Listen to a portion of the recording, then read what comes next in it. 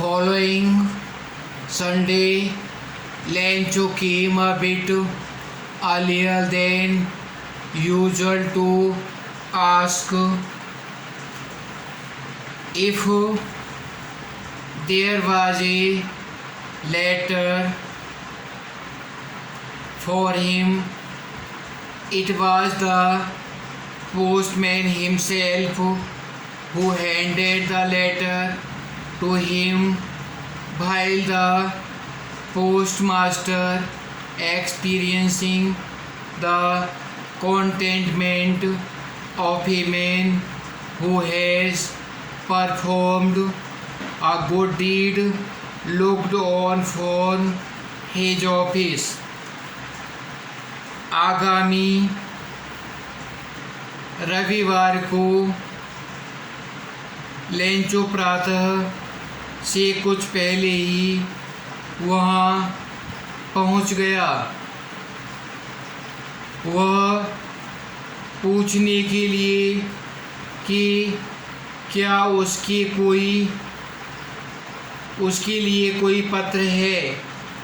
स्वयं डाकिये ने उसे पत्र दिया, जबकि पोस्टमास्टर अपने दफ्तर में से देख रहा था। एक ऐसे व्यक्ति को संतोष अनुभव करते हुए जिसने कोई अच्छा काम किया हो। Lencho showed not a slightest surprise on seeing the money.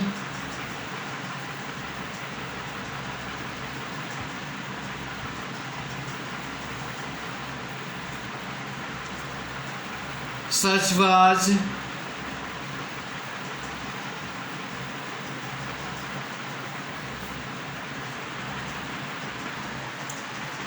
Lencho showed not the slightest surprise on seeing the money. Such was his confidence, but he became angry when he counted the money. God could not have made a mistake, nor could he have denied Lencho what he had requested. एक ऐसे Lencho ने पैसे देखकर तनिक भी हैरानी नहीं दिखाई। उसका विश्वास ऐसा था, किंतु जब उसने पैसे गिने तो वह क्रोधित हो गया। ईश्वर गलती नहीं कर सकता और न ही वह लेंचो को देने से इनकार कर सकता था। उसने प्रार्थना की थी।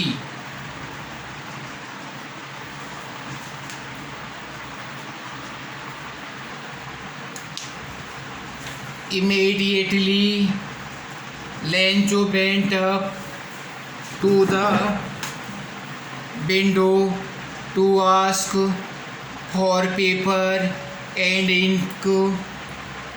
On the public writing table, he started to write with much wrinkling of his brows caused by the effort he had to make to express his ideas.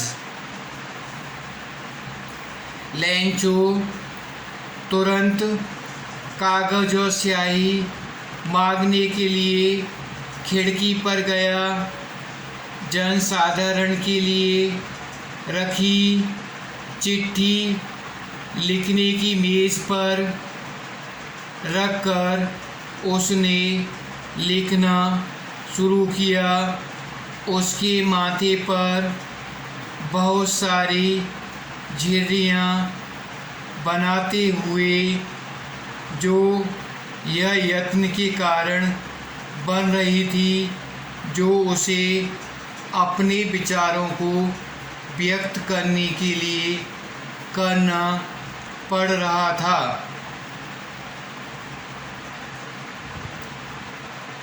Caused by effort, had to make express his idea.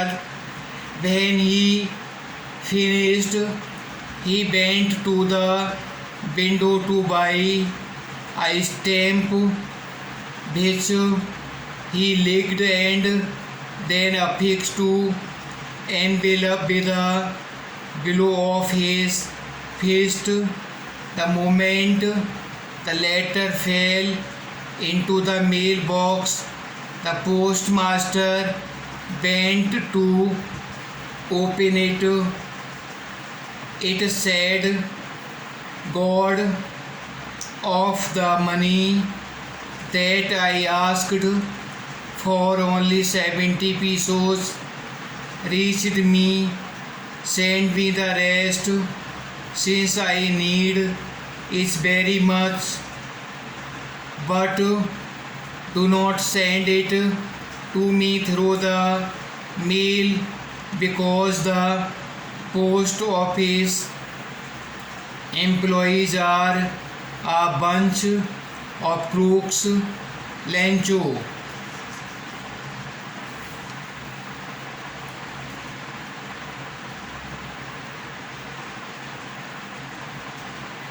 जब उसने लिखना समाप्त कर लिया तो वह ticket खरीदने खिड़की पर गया, जिसे उसने अपनी जीभ से गीला किया और फिर अपनी मुट्ठी से दबाकर लिफाफे पर चिपका दिया।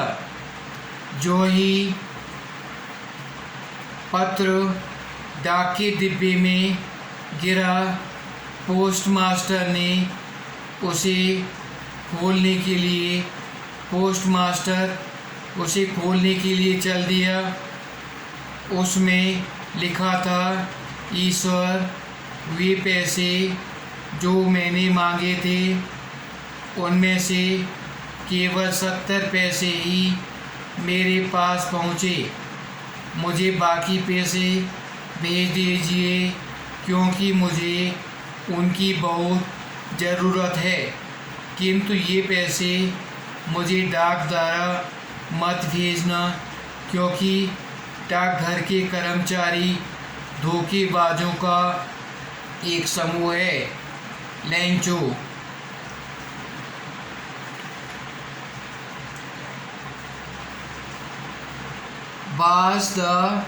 Was Lencho surprised to find a letter for him with money in it?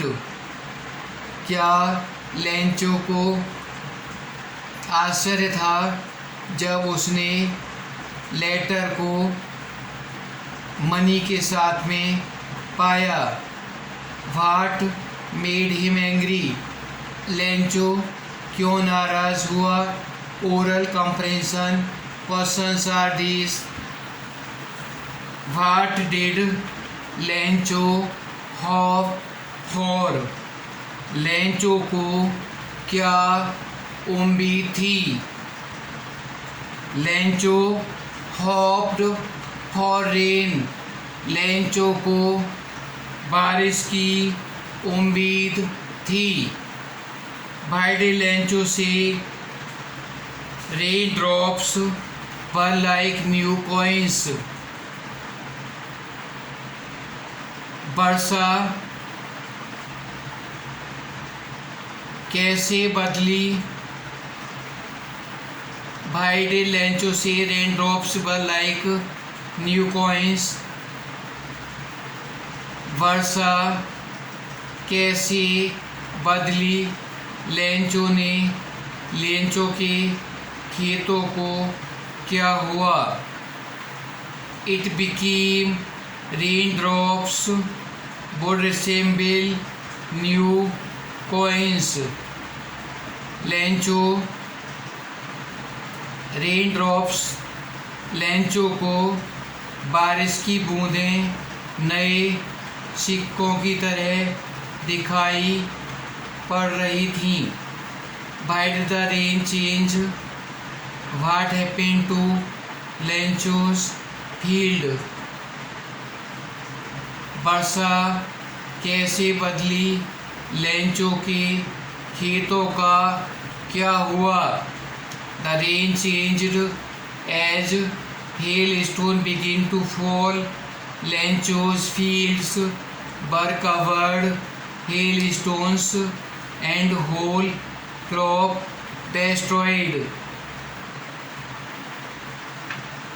बारिश ओलों में बदल गई, ओले पड़ने लगे, लेंचो का फील्ड पूरा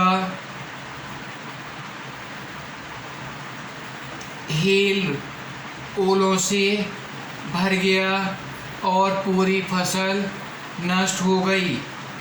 What were लेंचो's feeling when the hail stopped? Lencho ने क्या अनुभव किया जब ओलावृष्टि बंद हुई.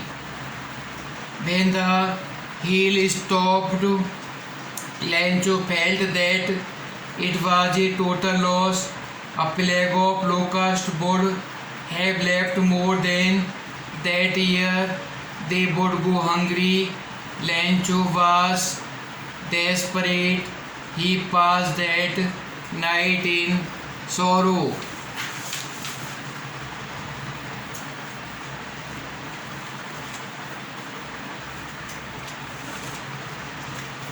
जब बारिश रुक गई तो लेंचो ने अनुभव किया कि उसका पूरा नुकसान हो गया. प्लेग टिड्डी का दल भी इतना नहीं नुकसान करता जितना कि बारिश ने कर दिया. उस साल उसे भूखा ही रहना पड़ेगा. लेंचो पूरी तरह निराश था और वह दुख से उसने रात गुजारी. Who and what did Lencho have faith in? What did he do? Lencho का विश्वास किस में था, उसने क्या किया? Lencho had faith in God. He wrote a letter to God demanding help for him. Lencho का भगवान में विश्वास था. उसने भगवान को पत्र लिखा डिमांड करने के लिए. Who read the letter? पत्र किसने पढ़ा? The postmaster read the letter. Post master ने पत्र को पढ़ा. What did postmaster do then? फिर पोस्ट मास्टर ने क्या किया? The postmaster did not want to Lencho's faith in God so he decided to answer the letter and send money to Lencho. Post master Lencho का भगवान में विश्वास नहीं तोड़ना चाहता था, इसलिए उसने पत्र का जवाब देने का निश्चय किया और उसने लेंचो के लिए पैसे भेजे. Was Lencho surprised to find a put single letter for him with money in it? क्या लेंचो उस पत्र को पाकर हैरान था जिसमें उसके लिए पैसे थे? Lencho was no surprised to find a letter for him with money. Lencho बिल्कुल भी आश्चर्यचकित नहीं था। पैसों लेटर, रुपयों का लेटर पाकर। What made him angry? किस चीज़ ने लेंचो को नाराज कर दिया? He became angry when he counted the money. Actually, Lencho had demanded 100 pesos, but only 70 pesos reached him. He thought that God could not deny him what he had demanded. Certainly, post office employee might take the money.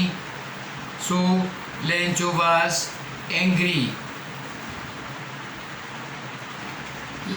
Lencho गुस्सा हुआ जब उसने पैसे गिने। वास्तव में Lencho ने 100 pesos की डिमांड की थी, लेकिन उसके पास 70 पीसोज ही पहुँचे। He thought that God could not deny for him. उसने सोचा कि भगवान कभी उसके लिए मना नहीं करता। What he had demanded, जो उसने भगवान से डिमांड की थी। Certainly the post office employee might take the money. निश्चय ही पोस्ट ऑफिस के कर्मचारियों ने पैसे ले लिए होंगे। So Lencho was angry. इसलिए लेंचो नाराज था। Important word meanings of the chapter. Calamities means crisis, संकट। Distress means suffering, दुख, कष्ट। Dotted means full of, भरे हुए।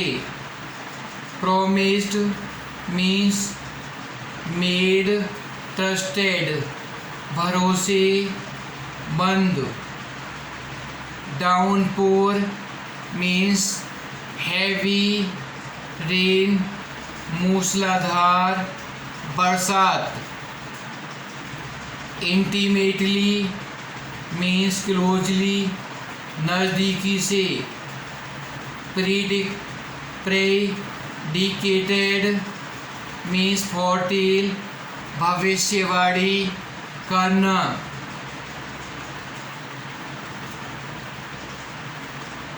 Approaching, coming near, नज़दीक आना।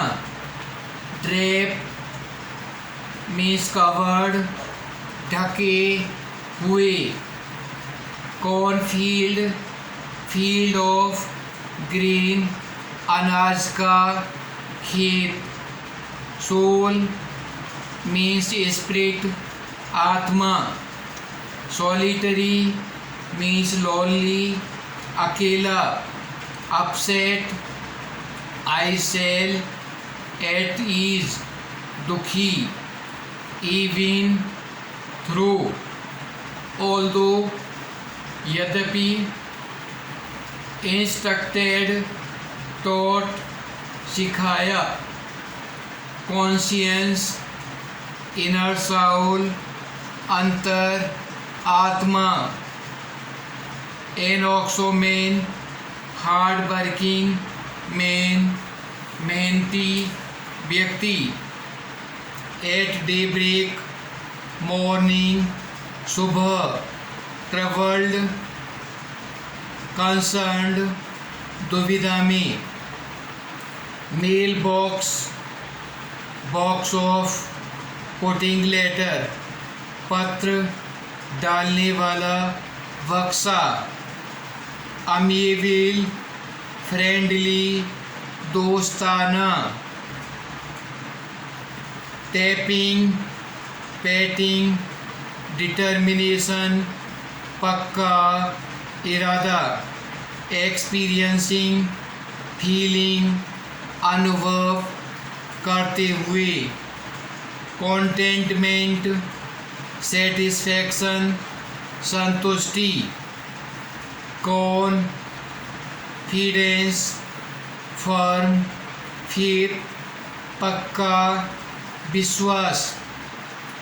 डिनाइड, रिफ्यूज, इनकार किया। अफिक्स्ड, फिक्स्ड, चिपकाया। बंच, ग्रुप, टोला। क्रूक्स, चीटर, धोखेबाज।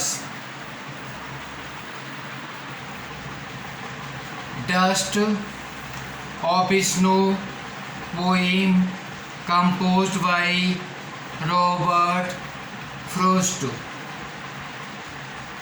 The bear crow shook down on me the dust of snow from a hemlock tree.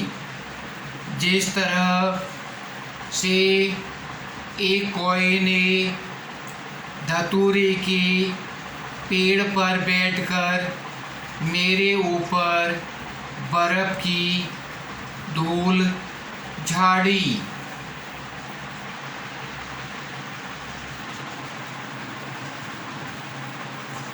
He given me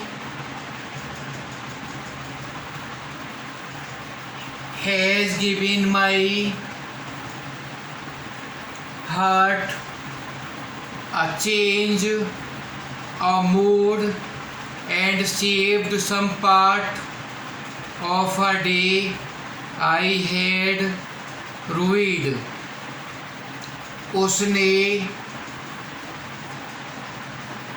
मेरे दिन का मूड ही बदल दिया और मेरे दिन का कुछ भाग बचा दिया जो मैं पछतावे में गवा रहा था। Hemlock tree, a poisonous plant with small white flowers. धतूरे का पौधा। रुइड, हेल्ड इन रेग्रेट, पछतावे में होना। सुख, सीप, हिलाना। Dust of snow, particles of snow, बर्फ के टुकड़े। Mood, a state of mind, एक मानसिक अवस्था। यह सर्दियों का मौसम है और कभी बर्फ से ढके हुए हेमलॉक के नीचे चुपचाप बैठा रहता है। पल भर के लिए पेड़ की शाखा पर बैठा एक कौआ ने पेड़ को हिला दिया और पेड़ से बर्फ कभी पर गिरती है। बर्फ ठंडी और मखमली होती है जो कभी के मूड को बदल देती है। यह उसे एक ताज़ा एहसास से भर देता है। यह क्षण बहुत सम्मोहक था और निराशा से कभी के दिन को बचाता है। काला कौआ आमतौर पर मृत्यु और भय के बुरे शकुन का प्रतीक है। चूँकि कौआ सद्भावना से संबंधित नहीं है। यह विडंबना है कि इस कविता के दौरान उसने बर्फ का कभी पर गिराकर कि एक ईमानदार काम किया। रॉबर्ट फ्रॉस्ट ओक, मेपल या पाइन जैसे किसी भी अन्य पेड़ का उपयोग करना पसंद नहीं करते। उन्होंने हेमलॉक को चुना, जो आमतौर पर जहर और विषाक्तता से संबंधित है। इसी तरह वह धूल का उपयोग करता है, जो किसी के लिए बेकार है और कोई भी धूल पसंद नहीं करता, लेकिन कभी इसे एक आवेग के रूप में उपयोग करता है जो मन में सकारात्मक विचार लाता है।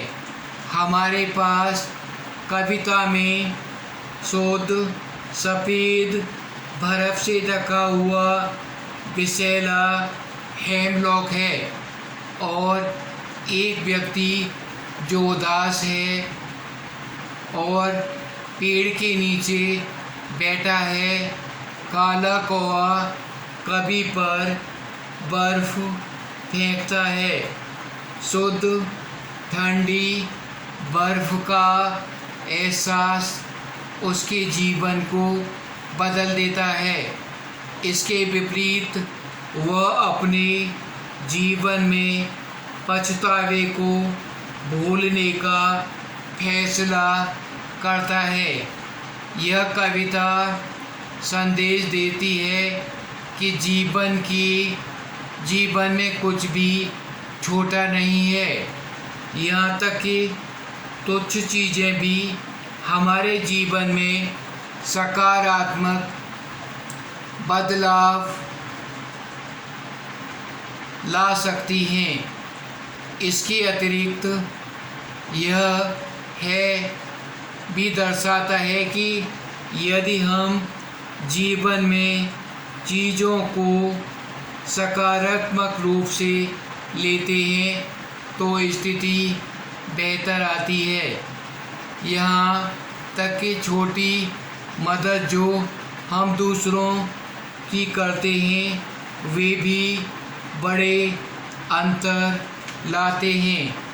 बस उन दयालु कृत्यों पर विश्वास करें जो हम करते हैं और जिस तरह से वे किसी व्यक्ति के दिन को रोशन करते हैं और कभी कभी उसके भविष्य को बदल देते हैं। जीवन की सभी छोटी छोटी चीज़ों को देखना और उनकी सराहना करना हमारे जीवन को खुशहाल बना देता है।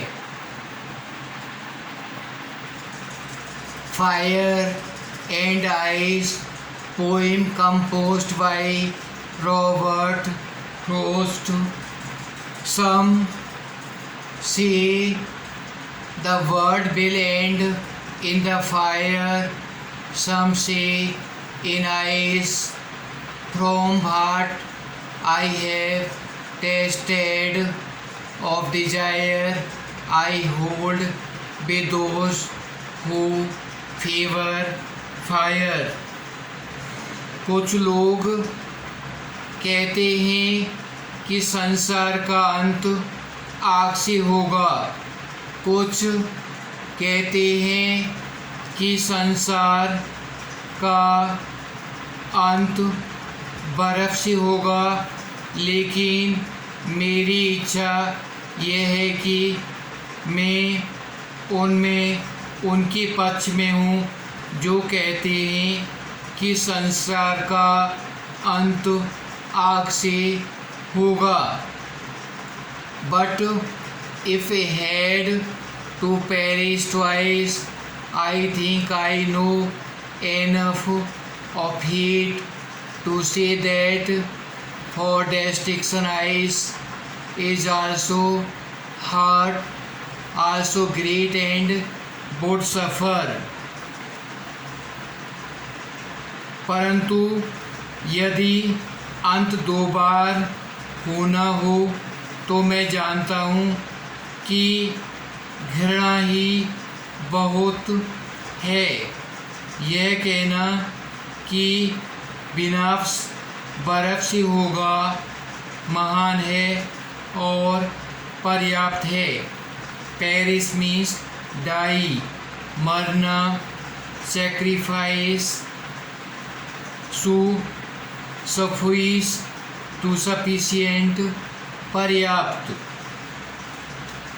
कवि को यकीन है कि एक दिन मानवता का विनाश होगा।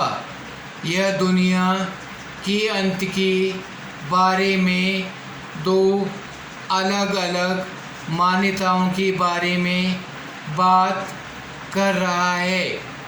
ये दोनों लोगों के कहने पर आधारित है। कवि कहता है कि वह उन लोगों के पक्ष में है जो कहते हैं कि दुनिया आग से समाप्त हो जाएगी। ऐसा इसलिए क्योंकि मनुष्यों के जीवन पर अनियंत्रित व असमान इच्छाओं का प्रभाव और परिणाम देखा है। वह पाता है कि मनुष्य की बुरी इच्छाएं उसके स्वभाव में आग की समान हैं। तो यह आग मानव जाति और इस दुनिया को भी नष्ट करने का एक बड़ा कारण बन सकती है।